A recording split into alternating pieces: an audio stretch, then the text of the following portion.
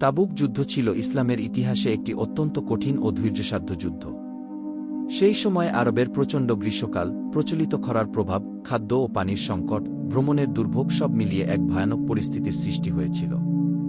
বাহ্যিক সংকট, অভ্যন্তরীণ দুর্বলতা, দীর্ঘ সফর এবং কঠিন যুদ্ধ এই সব কিছুর সম্মিলনে তাবুক যাত্রাকে মহানবী হজরত মুহাম্মদ সাল্লাল্লাহু আলাইহি ওয়াসাল্লাম এক পরীক্ষামূলক মুহূর্ত হিসেবে ঘোষণা করেন।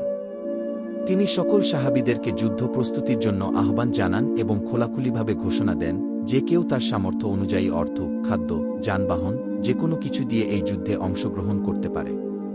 তিনি বলেন, যে ব্যক্তি এখানকার চাঁদা দিবে, আমি তার জন্য জান্নাতের জামিন হব। এই ডাকে সাড়া দিয়ে সাহাবীগণ অগাধ উৎসাহে দান করতে শুরু করেন। কেউ তার সমস্ত সম্পদ দান করেন, কেউ অর্ধেক, কেউ যতটুকু পেরেছেন।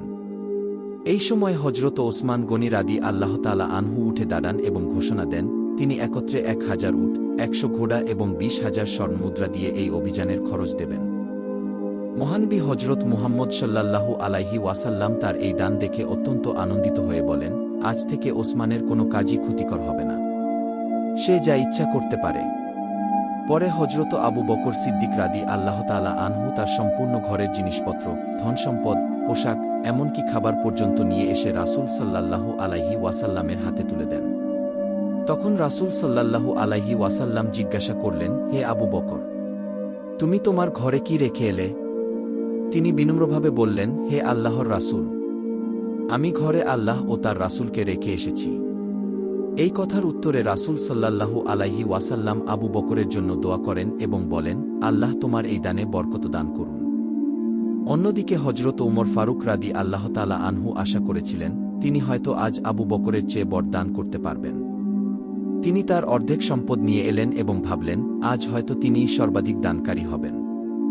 কিন্তু যখন দেখলেন আবু বকর তার সবকিছু এনে দিয়েছেন, তখন তিনি কেঁদে বলেছিলেন, আমি সারা জীবন চেষ্টা করেও আবু বকরের চেয়ে অগ্রগামী হতে পারব না। এভাবেই সাহাবীরা এই কঠিন মুহূর্তে অর্থ, ধন, প্রাণ ও শ্রম দিয়ে ইসলামকে রক্ষা ও প্রসারিত করতে সামনে এগিয়ে এসেছিলেন। তাবুক যুদ্ধ ছিল এমন এক যুদ্ধ, যার মতো কষ্টকর ও বৈধর্যপূর্ণ যুদ্ধ আর কখনো দেখা যায়নি। প্রচণ্ড গ্রীষ্মের ভেতর বিশাল দূরত্ব অতিক্রম করে রোমানদের মোকাবেলা করতে যাওয়া, রসদ সংকট, রুক্ষ পথ সব মিলিয়ে এটি ছিল মুসলমানদের এক বড় ঈমানী পরীক্ষা।